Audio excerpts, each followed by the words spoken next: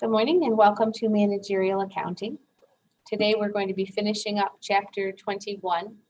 And so we're going to start with exercise 6 here in a moment, and we will work our way through the end of the chapter. And so the chapter 21 exercises should be submitted for grading before midnight tonight. Tomorrow we do have a drop-in review session. If you want to attend, you would be welcome to do that. And the way you should go about that is go into Starfish and sign up so that we have a record of who's planning to be there. And then you will just join anytime between 9 and 10. If you can't be right there at 9, you can come at quarter after. If you can't stay until 10, you can leave at quarter of or whatever. You don't have to be there for the full hour. We may not be there I'll be there for the full hour. No one else may be there for the full hour, and that's fine. So if you have questions, if there's anything you want to go over, if you want me to do something specific in that review session, I would ask that you send me an email in advance just so I can kind of plan. Other than that, you're welcome to just drop in. If you want to be the person who just listens to what we're doing without having any specific questions, that's fine as well. All right. Questions, anybody? Okay.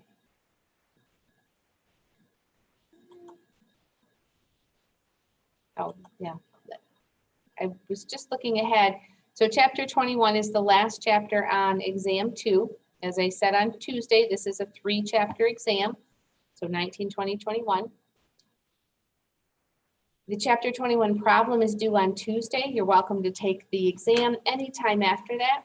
Same rules apply that have applied to every exam we've had all through financial and now managerial accounting. 3-hour time limit unless you have accommodations in place. You can't pause the exam once you start it.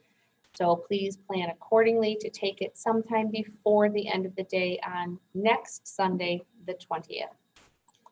Reminder also, there is an extra credit.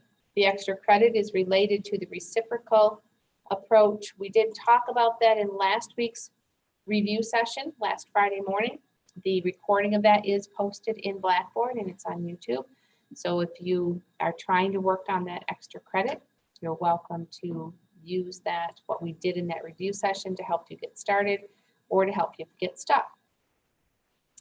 The extra credit is not time limited.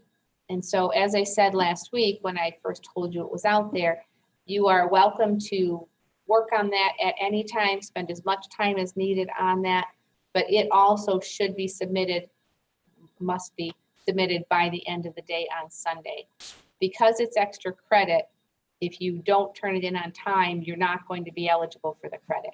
So most things, as you know, I'm pretty flexible. I think it's important that you learn it, and if it doesn't happen immediately and you need a little extra time, normally I'm fine with that.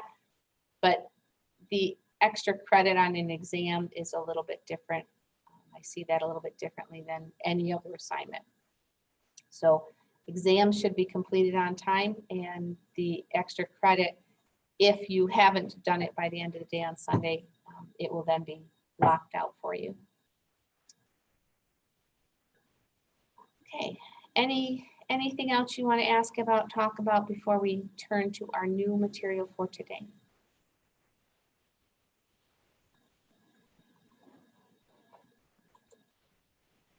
Sounds like no. So just a brief review, as we generally do at the beginning of class, we're going to talk about why we use absorption costing, how we use it, and then the next few exercises will be examples of how we can use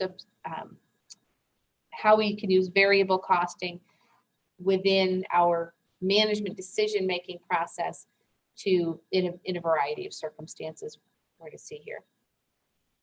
So, brief review. Absorption costing is what we have been doing since chapter 1 and specifically since chapter 15 this semester, as we learned about product costs, including direct materials, direct labor, and overhead. We recognize, as we talk about cost behavior in our last chapter on CVP analysis, we spent a good amount of time talking about cost behavior and fixed versus variable costs and separating them into their components if they're a mixed cost using the high-low method. Absorption costing includes all of the product costs regardless of whether they're fixed or variable. With the product, it's inventoriable until the product is sold, and then it is part of cost of goods sold on the income statement. Variable costing that we introduced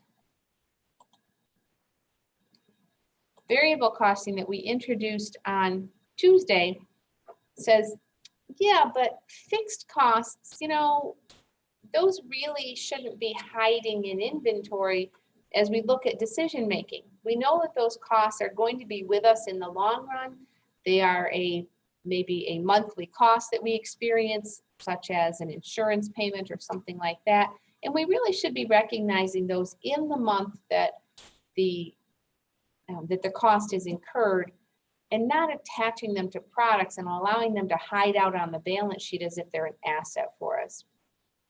And so under variable costing, as we saw on Tuesday in the exercises that we did, and then exercise 5 that you tried on your own, variable costing immediately expenses those fixed costs in the period in which they're incurred.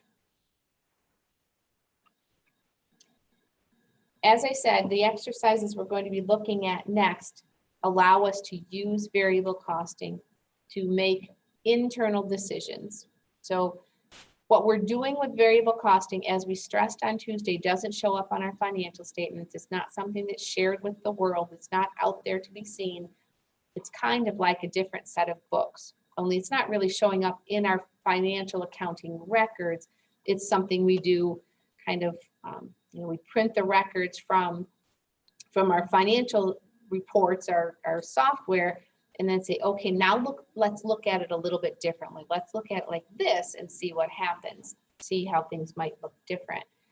So that's one of the reasons that in those last couple exercises, we practice with going from variable to absorption costing and vice versa, so that we could see that it really is the same information, just packaged together a little bit differently. I also need to remind you, as we said on Tuesday, we make a simplifying assumption in those exercises that we did on Tuesday that there was no beginning inventory. So I think it was the last 3 exercises all said, this is their first month of operations. Well, clearly, the vast majority of companies are not in their first month of operations. So you can imagine that the changes from absorption to variable costing or vice versa get a little bit more complicated as we're moving product in and out of inventory on a monthly basis. So we simplify things, but as I've said in earlier chapters, I think if you understand how it works in a simple case, you can then expand it and apply it in more detail, in more complicated, more realistic scenarios. So some of the next exercises that we're going to be doing are going to be looking at the types of scenarios that you see in listed on this slide. How can we use variable costing to help us control costs, to help us price our products, to plan production, and then to analyze market segments? So we'll see exercises related to those.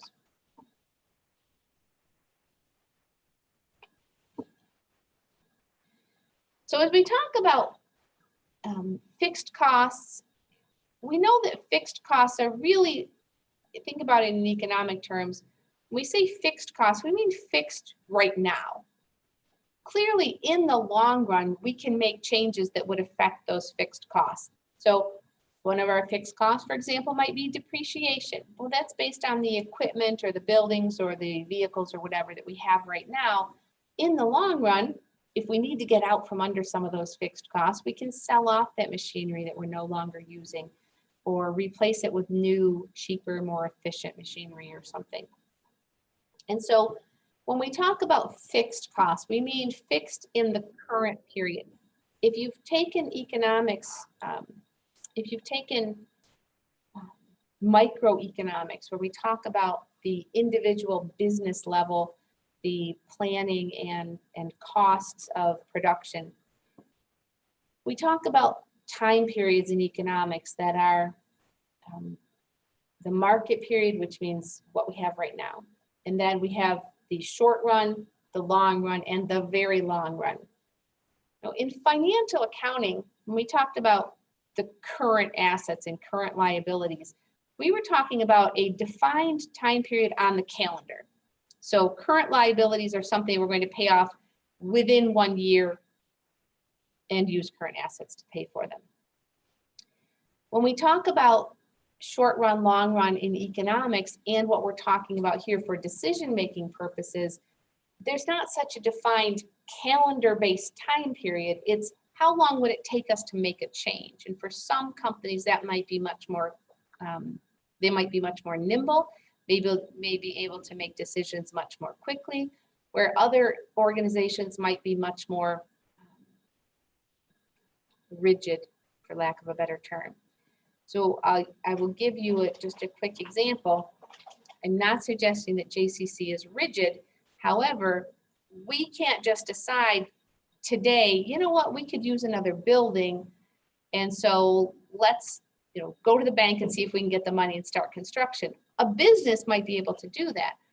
JCC is a governmental sponsored. We have to get permission from our sponsors, from the city of Jamestown, from Chautauqua County, or from Cattaraugus County, our sponsor here in Olean, before we can do anything. We also have to get permission from the state, from SUNY and state ed, potentially, to do some of those changes. So there's a little bit more process, a little bit more planning needed before we can just decide, hey, let's start offering a new degree, even if we want to look at it like that. There's a whole series of things that have to happen before we can just start offering a new degree or build a new building or anything else like that.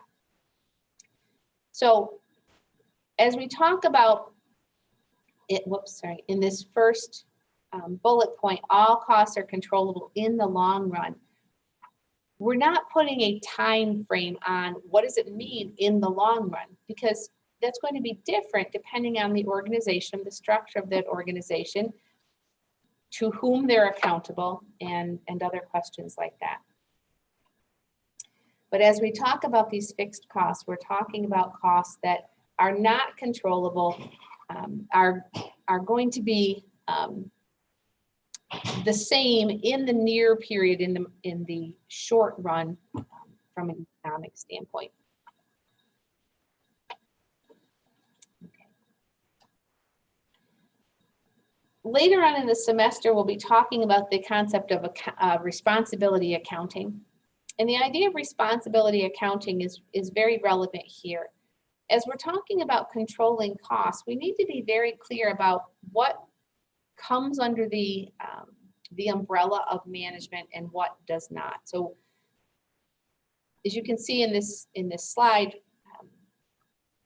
some costs are controllable by management. In other words, they have the authority to make a decision affecting that. And other costs come under the control of someone else in the company. Probably, not necessarily, but probably someone at a higher level is going to be making those decisions. Well, the idea of responsibility accounting is we should not be holding managers responsible for costs that do not come under their control. If we are using costs to evaluate management performance, we should not be evaluating them based on something that they don't have responsibility, the ability to affect those costs.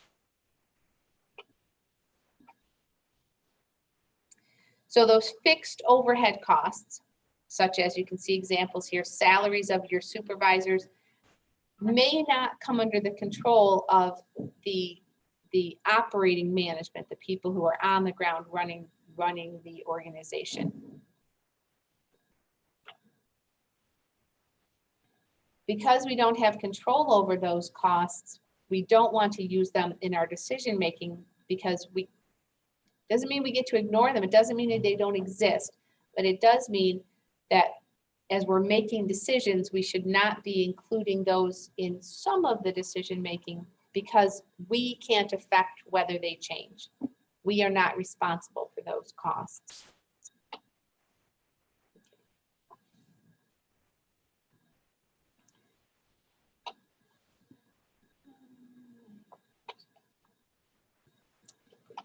Covered all of that. Okay.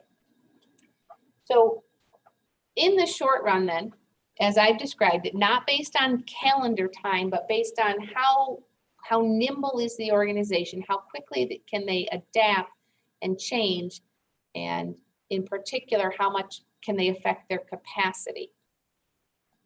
So I want to, because we have this term capacity, I want to give you three different versions or three different definitions for capacity.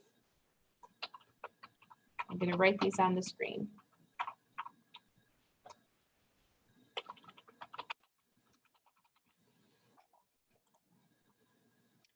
Three different definitions of capacity. Theoretical capacity is, in a perfect world, if we were to run 24/7, 365, no machines ever break down, no employees ever take vacation, we don't even have any downtime as we take breaks or change shifts. This is like the perfect world. What's the maximum these machines and our available resources could produce? Well, that's the one that's the least useful for us because we don't live in a perfect world. That theoretical capacity is something maybe fun to talk about and something to strive for, but it's not something to be achieved.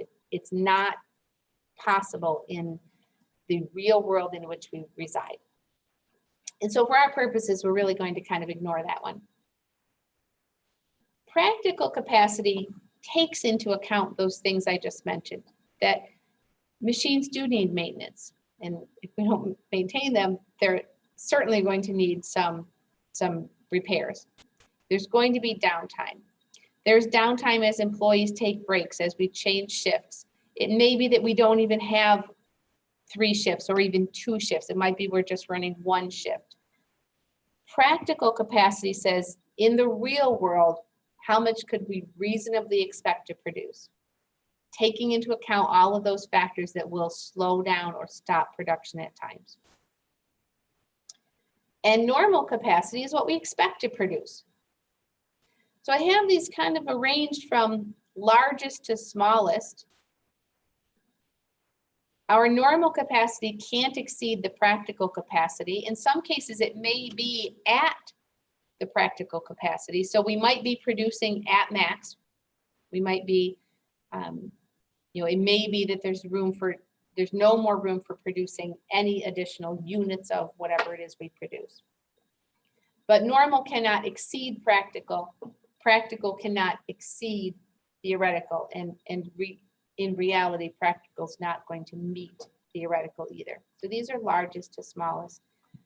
And as we're making decisions, we're going to be looking at our practical capacity and how much are we producing right now. The difference between normal capacity, how much we expect to produce, and practical capacity is referred to as excess capacity. It refers to the product that we could be producing, but we are not. So based on what we talked about on Tuesday, when I talked about the concept of pull-through production versus push-through production, what does that tell us? Pull-through production, we produce because we can sell it. So excess capacity represents the product that we could be producing, but we are not because we don't believe, this is the ideal. Excess capacity represents the amount that we could be producing, but we are not, generally because we don't have demand for it, because no one's going to buy it. As we discussed on Tuesday with variable versus absorption costing, variable costing takes away, using variable costing takes away that incentive to produce for inventory, to produce because we can, to produce because We have excess capacity. Why would we want these machines sitting here not being used? Let's just go ahead and use them and make stuff, and maybe people will buy it. That's not an effective game plan for running a business generally. Many of you have probably seen Field of Dreams, and if you build it, they will come. That doesn't necessarily apply in the business world. Okay, so any questions about that, this concept of the three different types or versions of capacity, what excess capacity means? Anything else? Okay. So as we're making decisions, as we're planning how much to produce, we're looking at, well, how much can we produce? How much do we think we can sell? What if we produce more? We have a limited capacity. We may not be using all of it right now, but if we are at full capacity, meaning if we are at our practical capacity, we cannot produce any more, at least in the short run. As we already said, in the long run, depending on the way your business works, will affect what that long run is. In the long run, we can expand capacity. We can build a new factory. We can put on a second shift. We can buy more machinery or equipment or whatever we might need. But in the short run, we have the capacity we have, and we have to decide how best to use it. So with that, I would like to go to, I've done enough talking for a minute. I would like to go to our first exercise for today, which is exercise 6.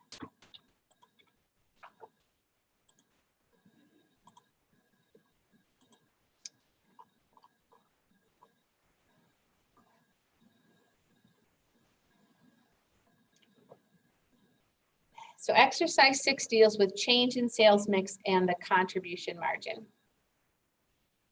So if we have enough capacity to produce extra units, if we have demand for those extra units, we're going to decide, yes, it makes sense to produce them.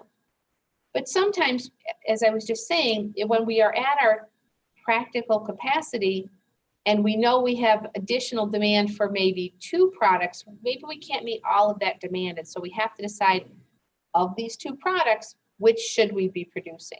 Which one gives us more bang for our buck, to use that expression. HeadPops Incorporated manufactures 2 models of solar-powered noise-canceling headphones, SunSound and EarBling models. The company is operating at less than full capacity. So when they say full capacity, again, what we're talking about is that practical capacity. Okay? They could make more. They are not currently making more. I don't know why. My assumption would be because they don't think they can sell it. Now, in today's world, it could be that right now they don't have sufficient workers to produce more. The existing workers are maxed out. And so in order to produce more, we need to get some more workers in the door. And sometimes it's hard to find those workers in 2022. Market research indicates that 28,000 additional SunSound and 30,000 additional EarBling headphones could be sold. So in our next chapter, which is budgeting, right? Yeah, budgeting. I haven't been using this new book long enough to really have the chapter numbers down because they're different than the book I was using. So sometimes I question myself. Oh, speaking of questioning myself, I should have said this first thing this morning. Hopefully everybody saw the announcement. Let me just pull that up here. So in class on Tuesday, there was a question about finding sales in dollars rather than units. And we were talking about an alternate formula, and I'm honestly at this point, I'd have to go back to the video, go to the tape and see what I actually said, because I'm not sure if I said the formula right. And I remember saying, it's just not intuitive to me. This is not a formula that I would use because to me, it doesn't just make sense in my head. And so I may have said the formula incorrectly or just used it incorrectly. So I did go back and find the actual formula. And so I put it in the announcements this morning. This is the correct formula, regardless of what I may have said on Tuesday. It may have been different. This is the formula you should be using. So we were looking in that chapter 20 problem, we were looking for the break-even point in dollars. And the way we would do that then, target profit becomes 0 if we're breaking even. So we would take the fixed costs and divide by the contribution margin ratio. And so this is the formula you should be using. If I said something different on Tuesday, disregard it. I know it, whatever I said, I know it worked for the first version and not the second. So it may have just been pure coincidence that it worked on the second one. But again, I can't exactly remember what I said. So if I said something different, please disregard that, and I apologize. Because I should have just at that moment looked it up, but I don't have my book with me, so I'll bring it to class with me. Okay, so back to our exercise. I just wanted to make sure that everyone saw that. I know not everyone checks their email diligently, so I wanted to make sure everyone saw that as it relates to the chapter 20 problem. I had also given you the way that makes sense to me to solve that.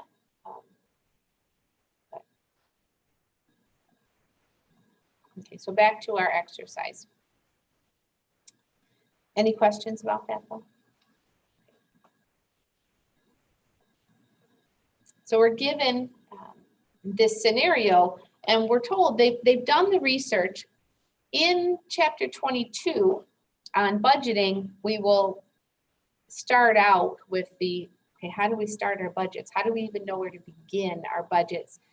And the first thing, the driver for everything else that happens within a company's budget ought to be, well, how much stuff do we think we're going to sell? Product or service, whatever it is we do, how much do we think we're going to bring in? And then we should be matching against that the resources that we need to support that level of sales.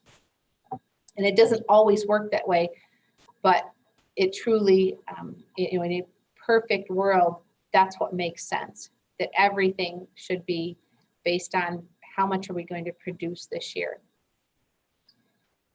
The reason it doesn't always work that way is because there's a human element there as well. So, we can't, and because of the concept of short-term versus long-term, that sometimes we have excess capacity.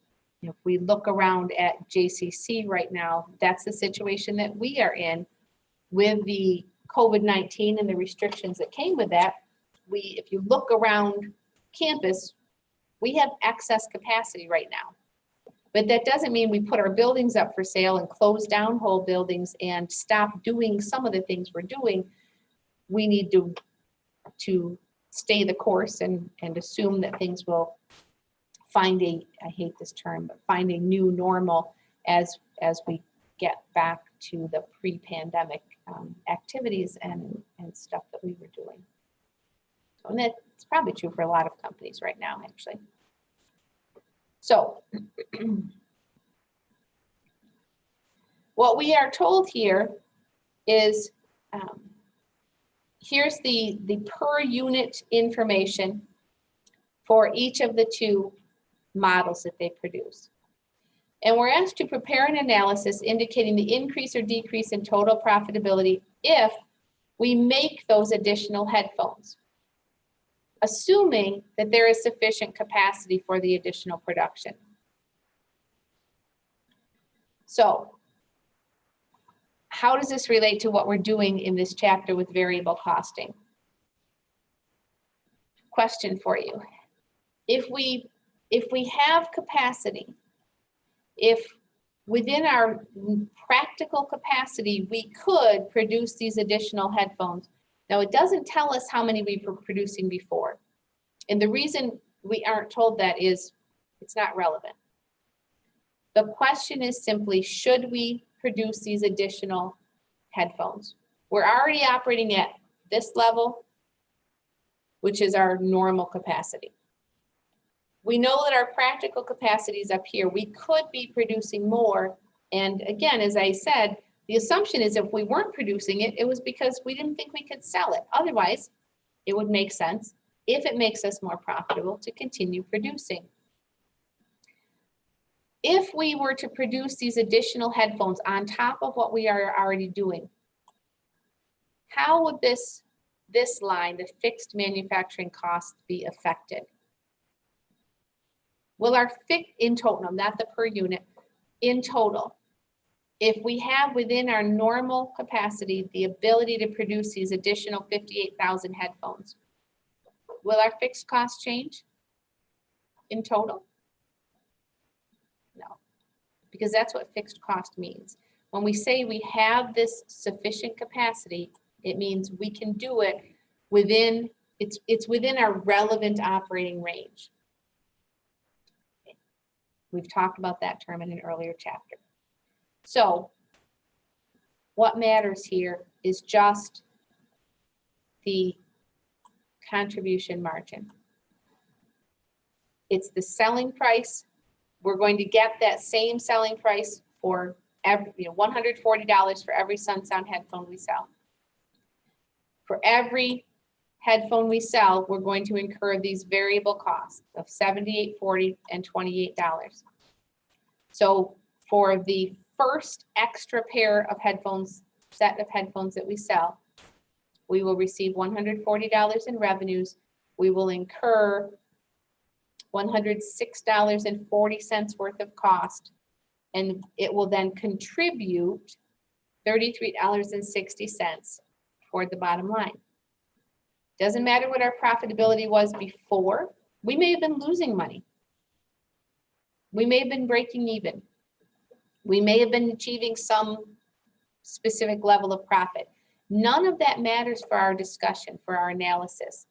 The only thing that matters is how much more will we make if we produce these additional headphones. So for Sunsound, if we produce 28,000 extra headphones within our normal capacity, our fixed costs remain the same, and each one of those headphones will contribute $33.60 to the bottom line. Again, it might mean that that changes us from losing money to making money, or changes us from breaking even to making money, or from making money to making even more money.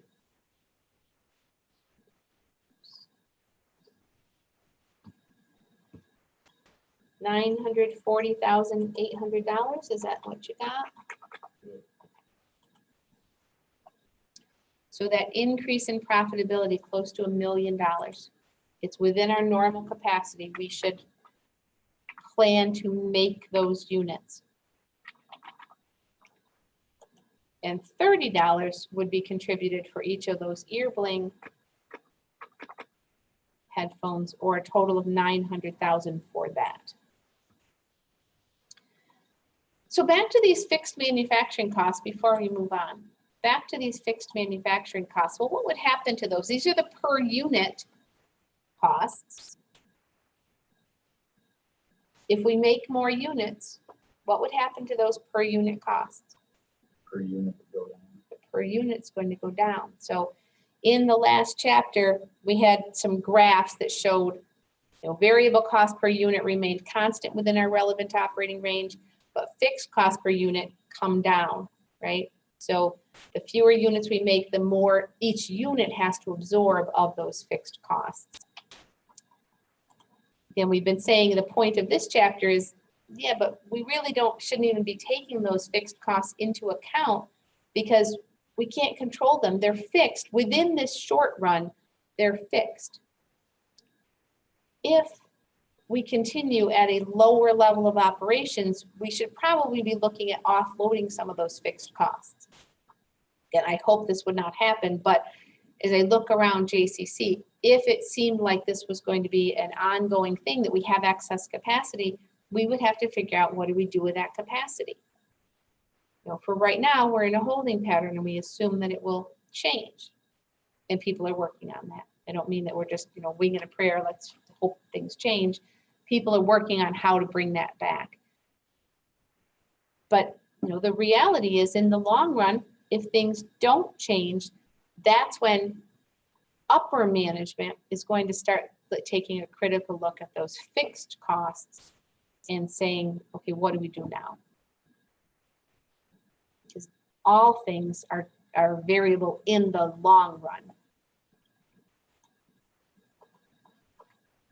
Oops. Okay. Let me go back. Oops, sorry, I just tried to scroll down and I went too far. There we go. Okay. So any questions before we move on?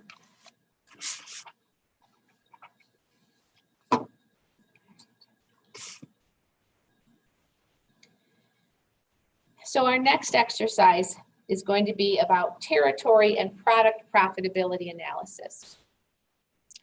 So as we think about this concept of segmenting our market, and we'll be talking about this in the next exercise as well, exercise 7 and 8.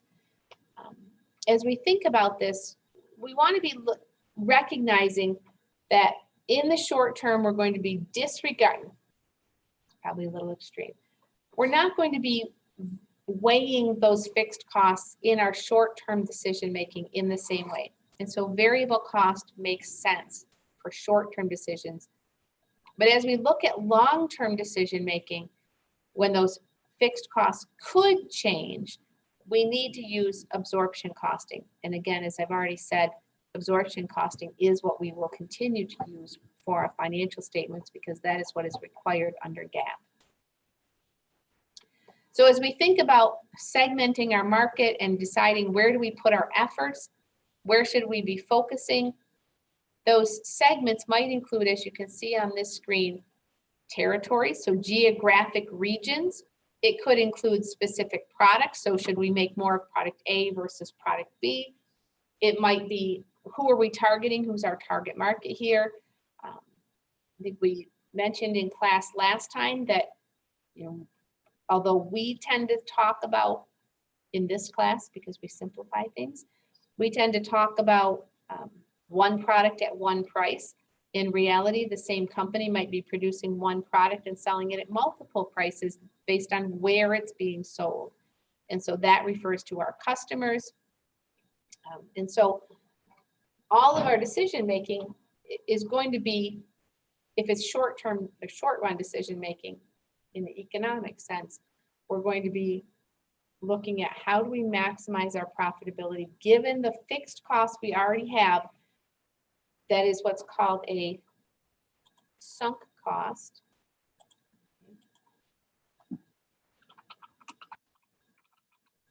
Or a non-controllable cost. So a sunk cost is a cost that is based on a decision that was made in the past. It's too late to change that. We can't go back and undo that decision. And so that sunk cost should not impact our decision-making for going forward. Many of the fixed costs that we're mentioning here are sunk costs. It's too late not to buy that machinery, not to add on that wing to our factory, and so on. And so we need to be very careful as we're making decisions that our decisions are forward-looking. We are right here. We have what we have. Our cost structure, as far as the fixed cost, is what it is. How do we best maximize our profitability based on that?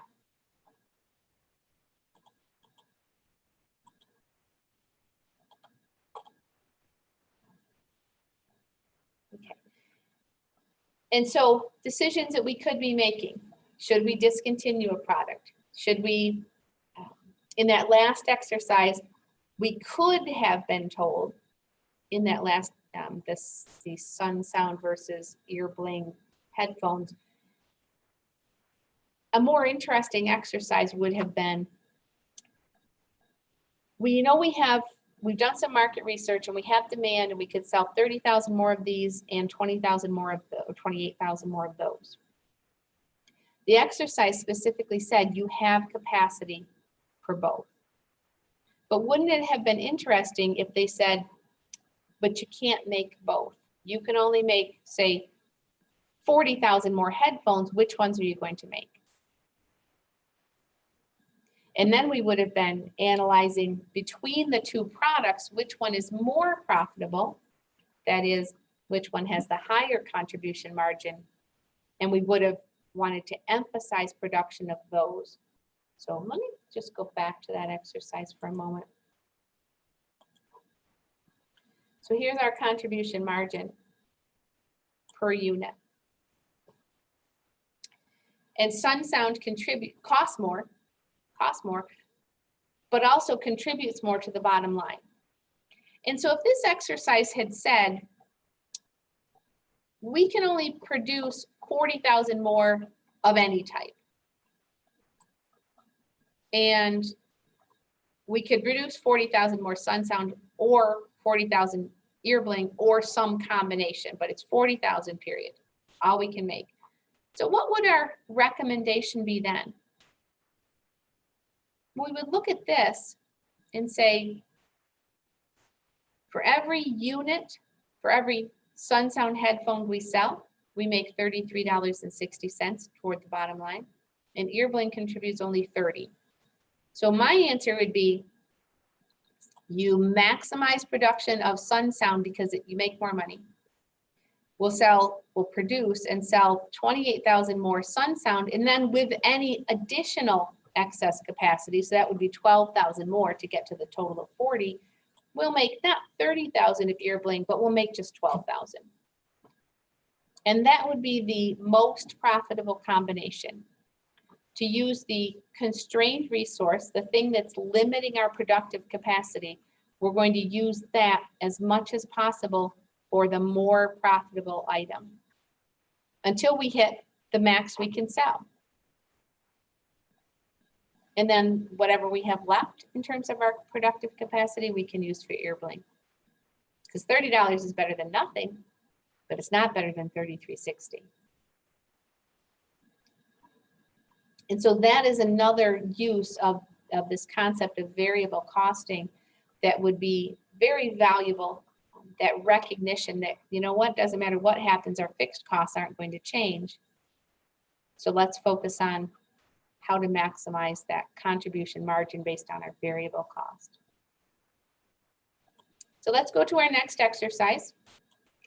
Before we start this one, does anyone have any questions, comments, anything?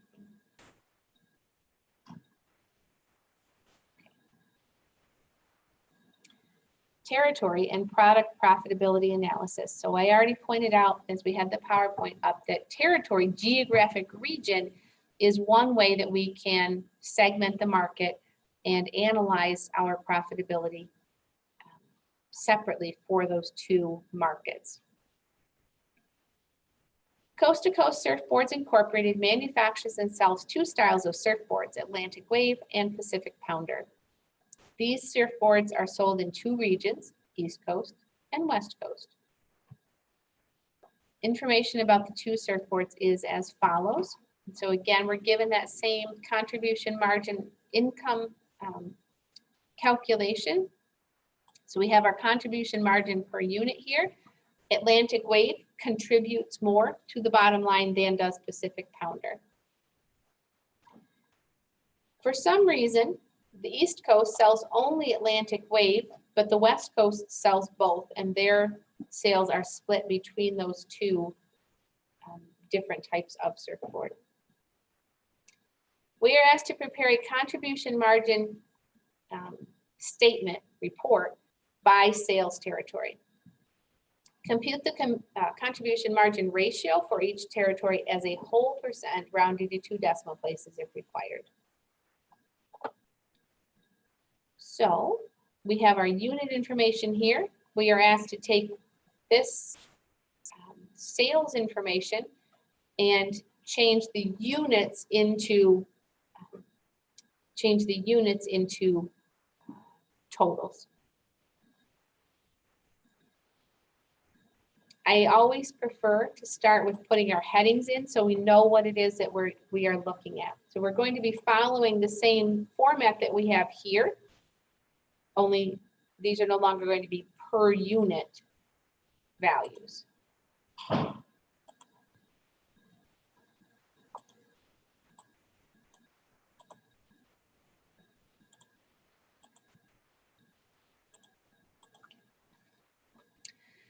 So this is the new two-step approach to getting to contribution margin that we introduced on Tuesday, including that manufacturing margin as an intermediate step before contribution margin. So contribution margin we learned in the CVP analysis chapter, and we know that that's sales minus any variable costs, but now we're splitting, as for this chapter, we are splitting the variable costs between whether they are product or period costs. Let's do East Coast first because that's going to be more straightforward. East Coast sells only one product, and that is the Atlantic Wave. So for the East Coast calculations, we are looking at 40,000 units of Atlantic Wave times each one of these unit values. So I'm actually going to pause the recording at this point and let you complete the East Coast column on your own. 40,000 units times each one of these values to fill in the East Coast column. Then restart the recording. We'll look at the contribution margin ratio together and then look at West Coast.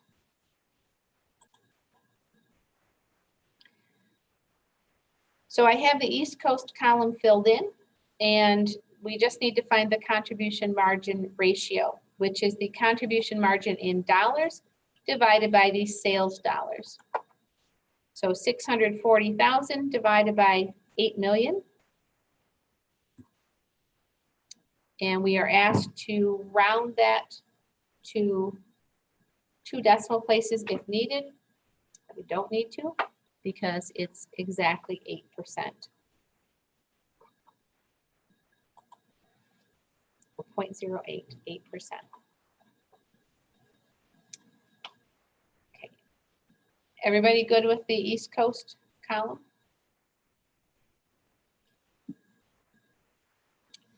So now let me just make a couple observations and then we will do the West Coast calculations. So we know that the West Coast sells each product and they sell each product in equal quantities. And the contribution margin for each is different. Each product is different, $16 and $14.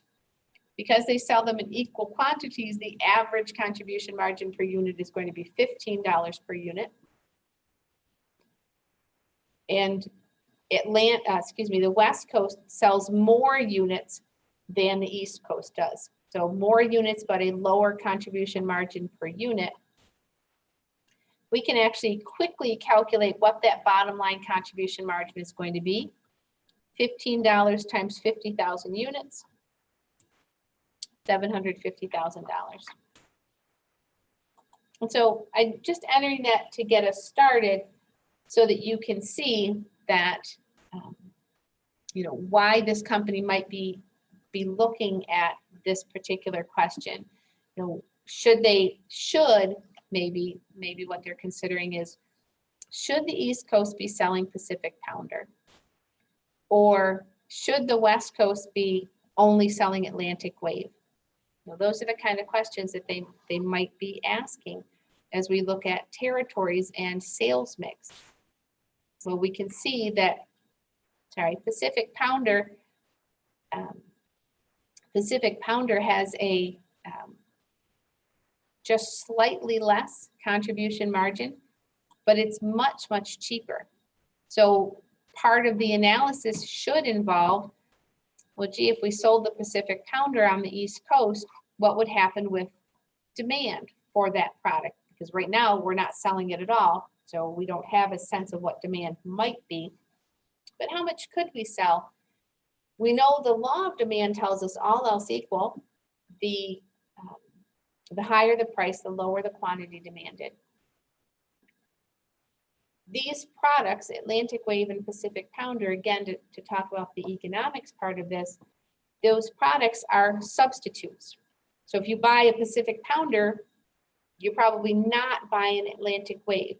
And so if we started selling Pacific Pounder on the East Coast, would people shift their buying from the Atlantic Wave to the Pacific Pounder because it's cheaper? And then we make $2 less on each board.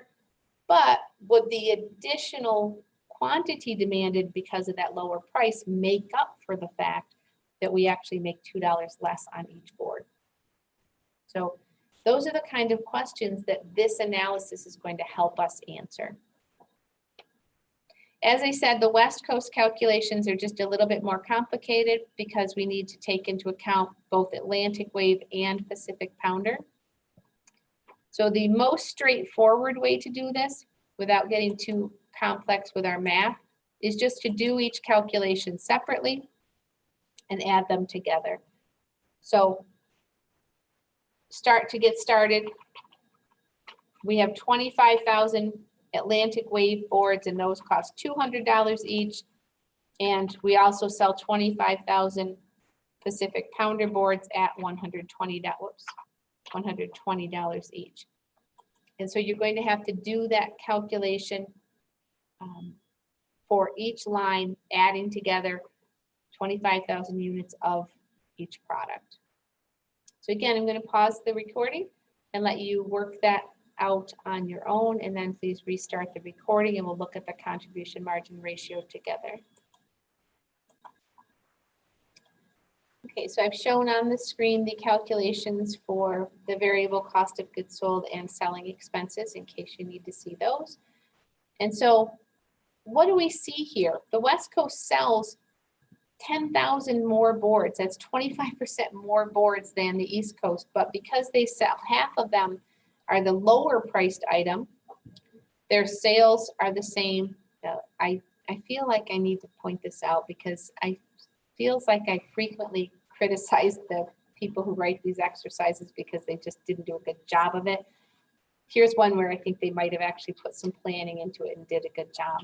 So they've made it so that the sales and variable cost of goods sold are the same. And so the manufacturing margin is the same, but the variable selling expenses are different, which leads to a different contribution margin and therefore a different contribution margin ratio. So kudos to the people who made this exercise, unlike some of the other ones that we've seen. To find the contribution margin ratio, then we're going to take the total contribution margin in dollars and divide by the sales dollars. And then we do need to round. It says to round to 2 decimal places on the percentage. And so the actual percentage is 9.375. So I'm going to round that to 9.38.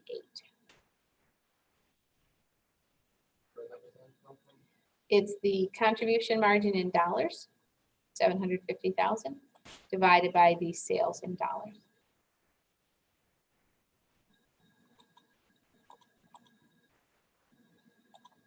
Is it necessary to put the negative part of the costs and expenses? So it is not necessary in the software unless it specifically says you must use negatives. But there are times we'll see this semester that it does tell you to use the negatives if you're subtracting. So, and the other reason that I am doing it at least some of the time is because it does help you to remember to subtract sometimes. So it's not harmful to have them there. But in the software will mark it correct whether you put a negative or not, at least from what I've seen, unless it specifically says you have to use a negative. And I don't think we've seen any of those yet this semester. So what advice would you give to the management of coast-to-coast surfboards regarding the relative profitability of these two territories? So the total contribution margin for the East Coast is slightly lower,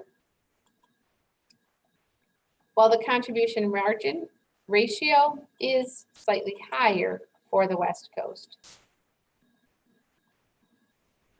This is because the East Coast sells only Atlantic wave, which have a higher contribution, lower contribution margin ratio, higher contribution margin, 16 versus $14, but a lower ratio, it's a lower percentage of the sales price, but a higher contribution margin per unit. In attempting to improve the company's profitability, It is likely or unlikely, I have to read the sentence first to know which one. It is likely or unlikely that changing the mix of products to the two territories will have much effect. In addition, the variable selling expenses per unit for the, so which one is more expensive? The variable selling expenses for Atlantic Wave are $34. So that might be too high. So do we think that changing the product mix will change the profitability? I don't know the answer to that. I know what the software wants us to say, but I've given you some ideas that hopefully you're thinking about here that might be ideas for them to pursue. Should they look at selling the Pacific Pounder on the East Coast to pick up some of those sales that they might be losing maybe to a competitor because the $200 Atlantic Wave is too expensive? The textbook, the author of this exercise wants us to say that it is unlikely that changing the mix of products will have much effect. And I don't know if that's true, but there's one way to find out. It's not necessarily by rushing out and doing that, by selling, by, what did I say our options were? Starting to sell the Pacific Pounder on the East Coast, or stopping selling the Atlantic Wave on the West Coast. I don't know that either one of those is a good plan, but what would I do? I would do some market research. How much we want to spend on that research is going to depend on how likely we think it is that making a change would affect our bottom line. Honestly, for a situation like this, it might seem an easier option to put an ad wherever you're selling the Atlantic Wave. Just saying, hey, we have this Pacific Pounder, here's the details on it, and you can order it through whatever it means. Yeah, so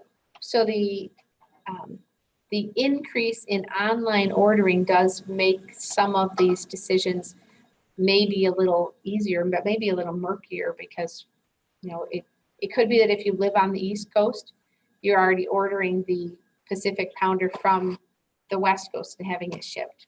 Yeah, so and so again, it's important not only to be doing this kind of analysis to recognize why we only make $2 more on the Atlantic Wave board for a board that costs $80 more. Why is that? So this analysis helps us to see that it is actually a more expensive board to produce, but we're also spending more than twice as much on selling it.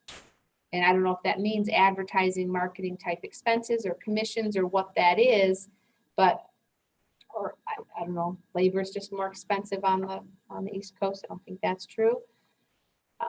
But those are the kind of things that doing this analysis helps us to tease that apart. And then we can think, okay, what do we do? Now we know this, what do we do with it? So, go ahead. Since you kind of brought it up, if we're coast to coast surfboards and we provide shipping, where would that fall into costs or expenses? If we were shipping to our customers. Yeah. So where that would fall, the question in the classroom was, because we're calling ourselves coast to coast surfboards, if we are shipping product to our customers, where does that fall in this analysis? So how we count that as from financial accounting standpoint depends on, or rephrase that, who pays for the shipping depends on, we think back to chapter 5 in financial accounting. Who has to pay the shipping depends on who owns it. So where does the title change hands? If we are charging our customers shipping, then it's not going to affect this analysis anyway. We're passing that charge, that cost along to them. But if we are paying the shipping to our customers is considered a selling expense. And so that would show up in this variable selling expense. And then shipping to a retailer would be Same thing. They would be our customer, same thing. It would Okay, be a so that would selling still be expense. selling. Getting it to the seller is, or sorry, getting it to our customer is a selling expense. Okay, Getting it to us, if we're ordering materials and we're paying freight on the direct materials, that is part of the cost of goods sold. Okay. But freight out is a selling expense, if we're paying it at all. All right, so let's get our green check marks in there. Any questions about this exercise? Okay. I'm conscious of the time. And so I want to just look at this next exercise for a moment. This exercise, unfortunately, involves a lot of calculations. This really might be one where setting it up in an Excel spreadsheet so you can click and drag formulas might be more helpful, save you some time in the long run. And we're not going to do that during class, but I just want to review this exercise and make sure you're comfortable with doing this. Because we're probably not going to have time to go through this whole thing together in class, I just want to remind you that if you don't have time to do it today, even though officially the exercises are due today, you always have the ability to carry that over a day or two. You don't want to get behind. But if you know, the rest of your day is completely booked up and you were counting on completing the exercises during class, that's fine. Just finish them up tomorrow or over the weekend or whatever works for you is fine with me. But I just want to go through what we need to do here so that everybody is comfortable with completing this on your own. So let's look at just the first column, which is the building construction products, excuse me. These are actual data for a real company, Caterpillar Inc. Someone doing their project on Caterpillar? Someone in one of my classes is, but it might not be this section. It might be financial accounting. Pretty sure someone's doing Caterpillar. So we have their sales. You'll notice these sales are in millions. We have the sales, and we're given percentages for the variable cost of goods sold, dealer commissions, and then dollars for the variable promotion expenses. And what we are asked to do for each one of these segments is to construct, as we did in the last exercise, but we're taking it, we're given a little bit more information here. So it looks a little bit longer as far as the total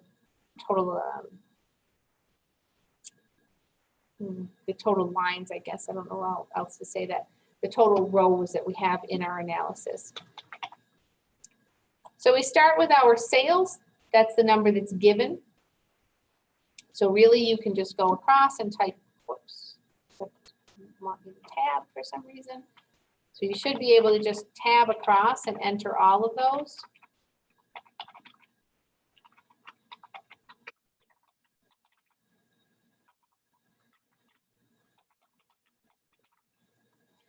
I hope they're not rude enough to put those in a different order at the top than they are there. That would be really crazy. Check that out. Okay.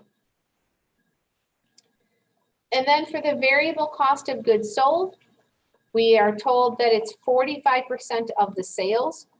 So we're just taking that sales dollars, multiplying by 45%. And we're asked to round answers to 2 decimal places, except for the contribution margin ratio, which is the bottom line, where we should round to 1 decimal place on that percentage. So round to 2 decimal places.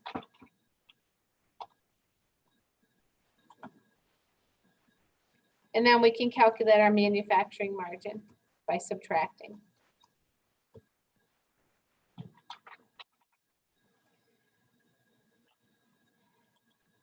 As we've been saying, if it helps you to remember, oh, actually this one does tell us, this might be our first one where it tells us enter all amounts as positive numbers. Excuse me. So do not use the negatives even when you're subtracting. And my experience with this software is if you don't, when they give you a direction, if you don't follow it, it will mark it wrong. If they don't give you a direction, they're happy to have it either be negative or positive as needed. Dealer commissions are given again as a percent of sales. And so for building construction products, it's 9% of sales.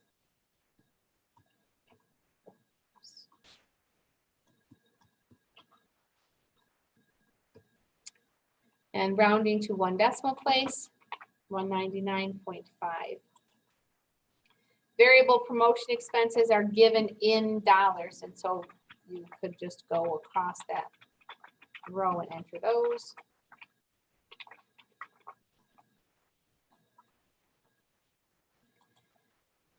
We need to add the variable promotion expenses to the dealer commissions to get the total variable selling expenses. So that's one thing that's different than the last exercise. To find our contribution margin, then we're going to subtract that dollar amount from the manufacturing margin. So start with the manufacturing margin and subtract the variable selling expenses. Round to 1 decimal place. It is the manufacturing margin right here minus the variable selling expenses, the total variable selling expenses.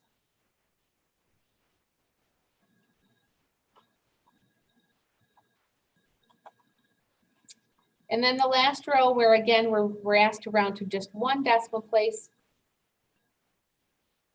Oh my word, why? Okay. Now I've hit clear on my calculator. So I read the directions and then I totally ignored them because it says to round to 2 decimal places. I'm going to have to go back and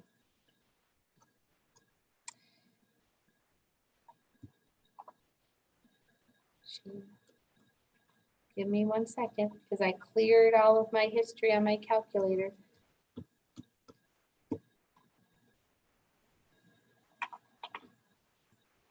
Change all of my answers.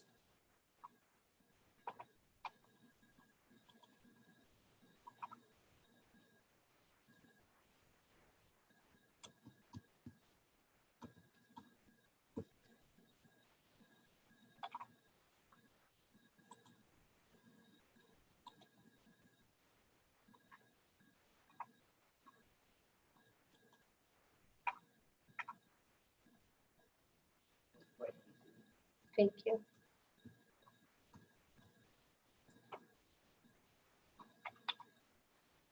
Okay. Apparently I'm not very good at following directions, even when I make a deliberate attempt to read them. So contribution margin 1 decimal place, all of the others 2 decimal places. Our contribution margin ratio, as we have seen in the earlier exercises, is the contribution margin in dollars divided by the sales dollars.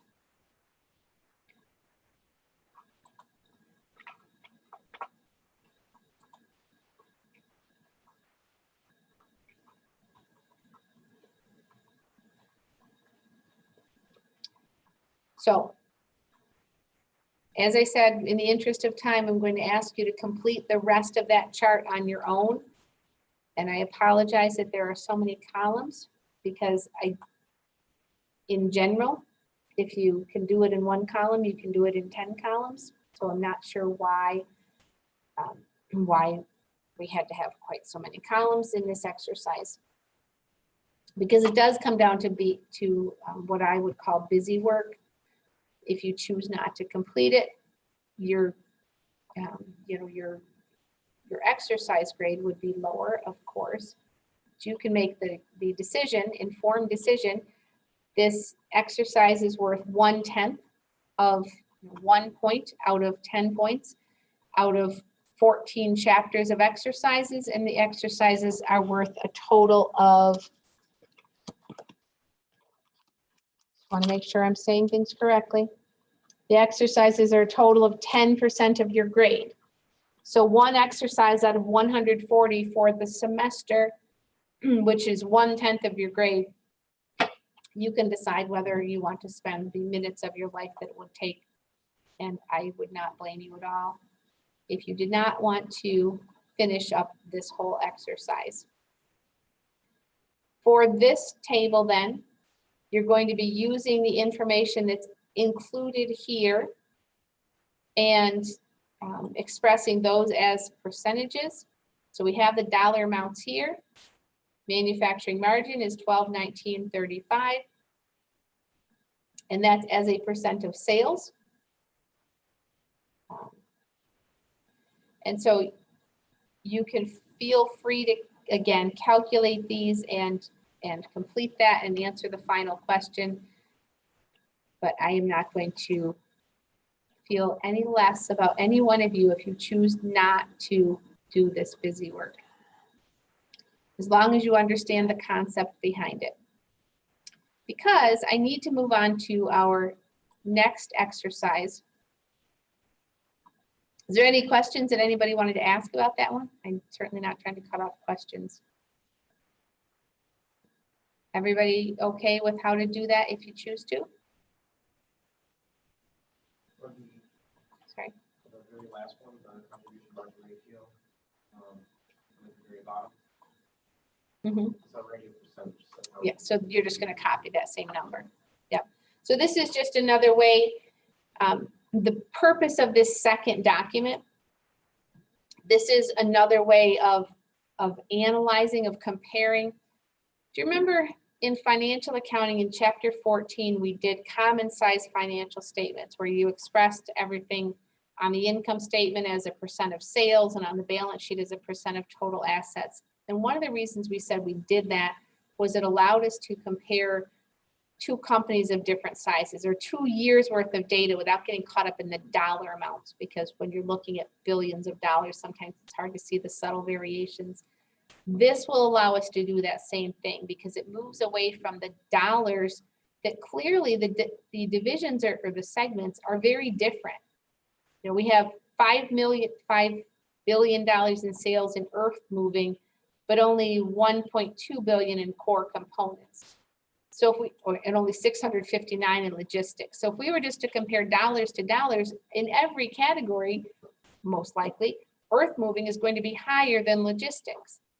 But when we look at the percentages as we have down here in the second part, as we look at those percentages, it would allow us to say, yeah, earth moving has a lot more sales, but logistics has a higher percent of those sales that they contribute toward profitability. I don't know for sure that's true, but that's one thing that you could see from this.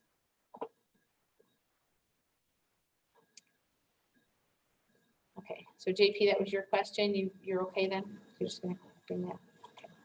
Okay. I'm not telling you to skip the exercise, and you don't get credit for it if you don't do it, but you can make an informed decision about whether that's worth the time for you to do that. But I need to move on because we only have about 6 minutes left in class. Exercises 9 and 10 are similar, and they are both variable costing for a service company. So we're going to do one together, and then I'm going to ask you to do the other one on your own. As we frequently do at the end of a chapter, we are seeing that the techniques that we're using for management decision-making, where we are normally focused on manufacturing companies this semester, you can see that these are also beneficial for a service company. And of course, they would also work for a retail company or a merchandising company as well. So we have actual and planned data for Underwater University for the fall term, actual enrollment, planned enrollment. Registration, records, and marketing costs vary by the number of students. So these are variable costs. Instructional costs vary by the number of credit hours. And so those are also variable costs. And then depreciation is a fixed cost. Prepare a variable costing income statement showing the contribution margin and operating income for the fall term. So our revenues, of course, are going to be based on the actual number of students. We have 4,500 students enrolled. And the tuition per credit hour is $120. And those 4,500 students are registered for a total of 60,450 credit hours. So 60,450 credit hours at $120 per hour would be $7,254,000 for our total revenue.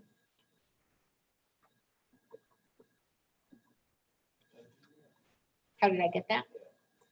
So it's $120 per credit hour times 60,450 credit hours.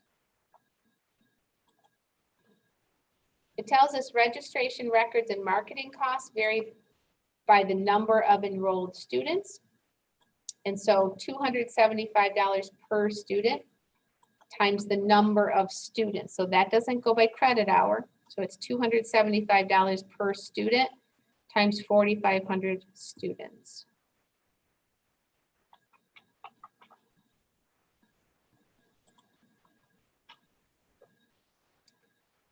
Instructional costs are also variable costs, but their cost driver is different. It's not the number of students, it's the number of credit hours.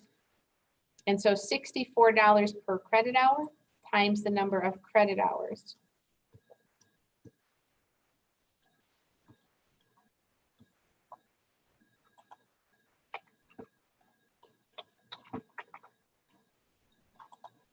And so there are our total variable costs.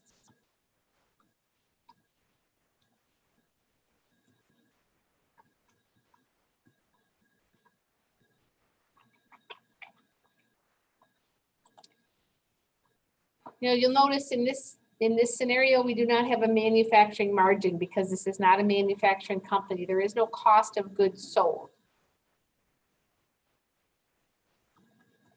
So we go straight to the contribution margin. Revenues minus variable cost.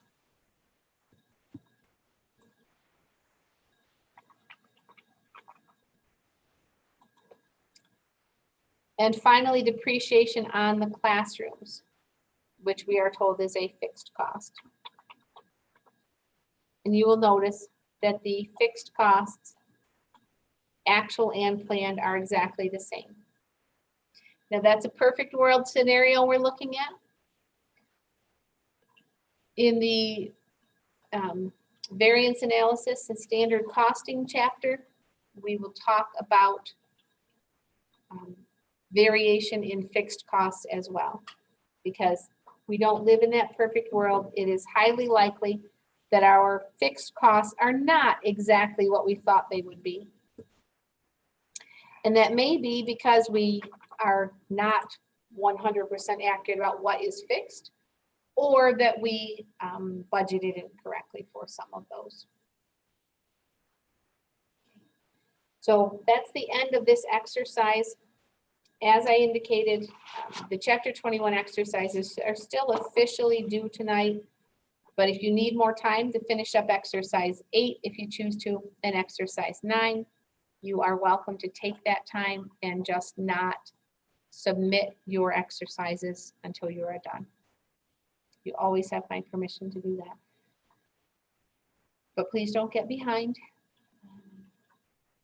We're out of time for today. Does anyone have any questions? Anything else you want to talk about?